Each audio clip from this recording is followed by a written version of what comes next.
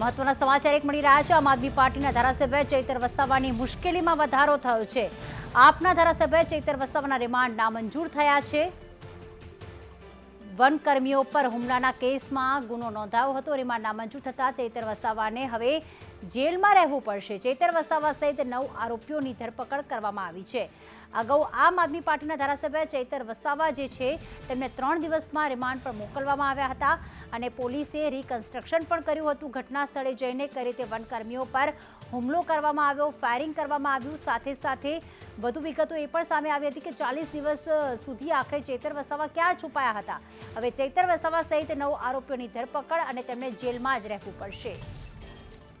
વધુ અપડેટ સાથે નરેન્દ્ર પેપરવાલા જોડાઈ ગયા છે। નરેન્દ્ર, આ કેસમાં વધુ શું વિગતો સામે આવી રહી છે?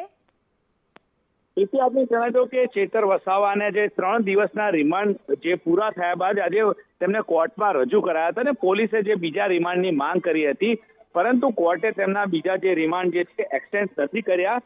પરંતુ ખાસ કરીને જો વાત કરીએ તો આમ અંદર સૂત્રો દ્વારા મળતી માહિતી અનુસાર પોલીસે અત્યાર સુધીમાં ચૈતર વસાવાનો જે મામલો છે તેની અંદરથી જે 60,000 રૂપિયાની જે ખંડણીનો જે મુદ્દો હતો તેમાંથી 30,000 રૂપિયા અગાઉ રિકવર થયા હતા અને 30,000 અત્યારે રિકવરી કરી દેવામાં આવી છે।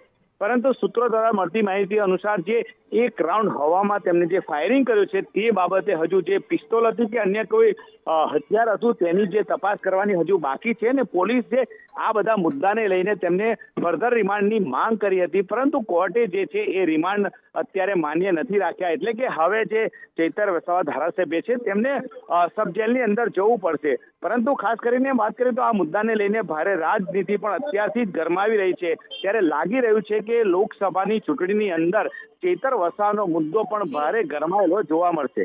આભાર નરેન્દ્ર તમામ વિગતો માટે।